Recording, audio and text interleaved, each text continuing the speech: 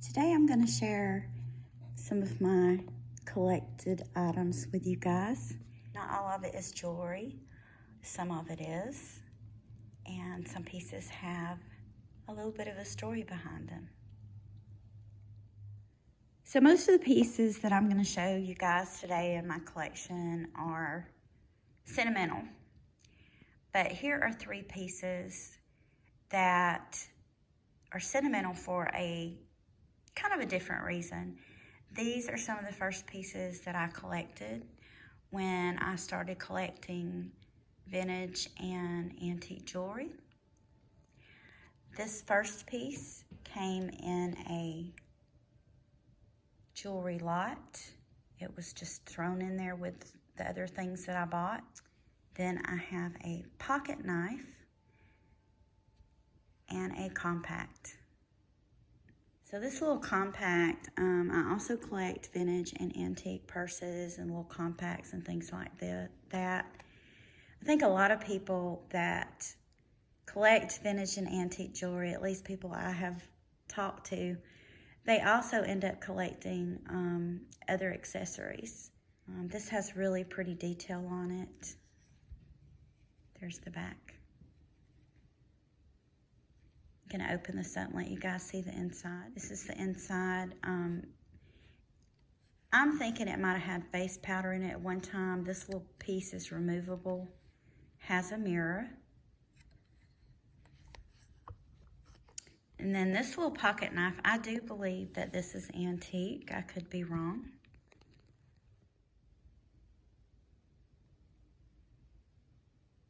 Has lots of swirls in the design. It has the bust of, I believe it's a lady.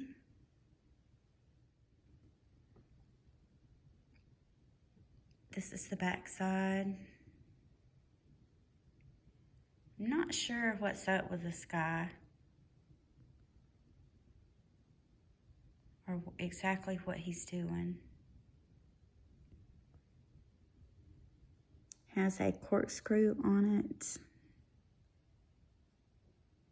I don't know, guys. Did antique knives have corkscrews on them? Maybe it's not antique. I'm not sure. And then these are 2 knives and a bottle opener. So if you know anything about knives, let me know. Is this antique? Is it just vintage? Is it a reproduction? So here's this little hair comb. And I'm going to show you a picture from one of my jewelry books that has something similar in it. This is from the book Popular Jewelry. Here you can see a picture. 2 celluloid hairpins set with colored glass stones circa 1905 to 1910. So I'm thinking mine might be from that period. It may be a little later, but it is similar. Here are some pieces of jewelry that belonged to my granny. I was very, very close to her, and she didn't have a lot of money, so a lot of her pieces came from yard sales. This is an old hair comb with rhinestones in it.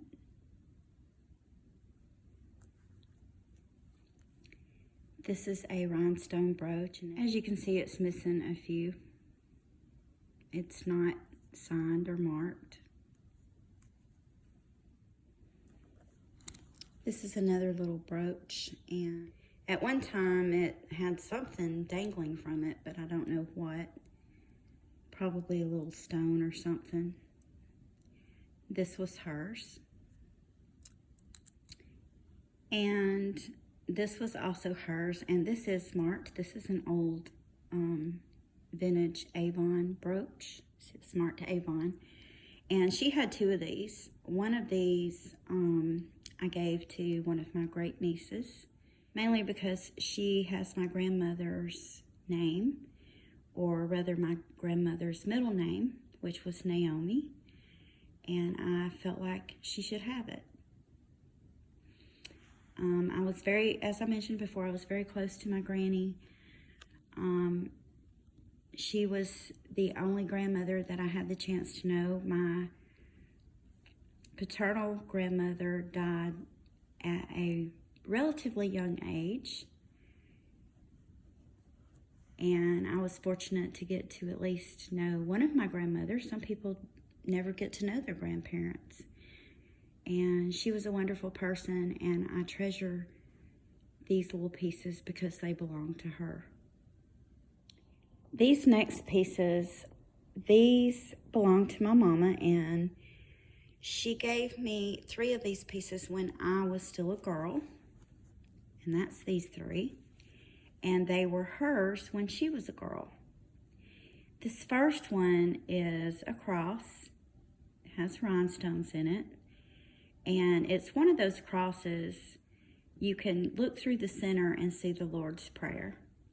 And I used to wear this a lot when I was a girl, and when I got older, I decided to put it up, mainly because I don't want to lose it, and I don't want anything to happen to it, because it does have a lot of sentimental value to me.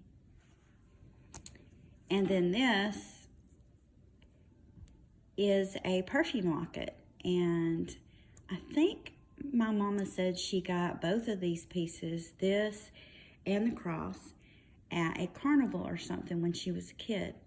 I'll have to ask her to be sure, but you could put perfume in this, and it has a little dauber where you could dab it behind your ears or on your wrists. And I believe she said that she used to wear this on a bracelet. And then I have this little jelly belly. And you can see most of the rhinestones are long gone. But this is something else that was hers when she was a young girl. So all of these pieces are very sentimental pieces. And then this piece, this is a brooch that she wore when she was younger, I guess, and she decided to give it to me.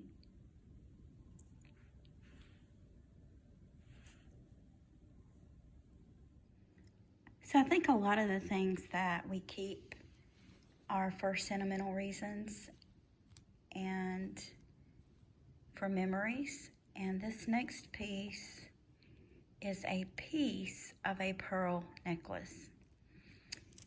Now, these pearls, my 2 children bought for me one year for Mother's Day. They had saved up their allowance, their money, and they bought these for me. I don't think that they were extremely expensive. They probably bought them at a department store. But to me, I thought they were the greatest thing ever because my kids gave them to me. And the reason this is only a piece of the strand is about 10 years ago, I lost my home due to a house fire.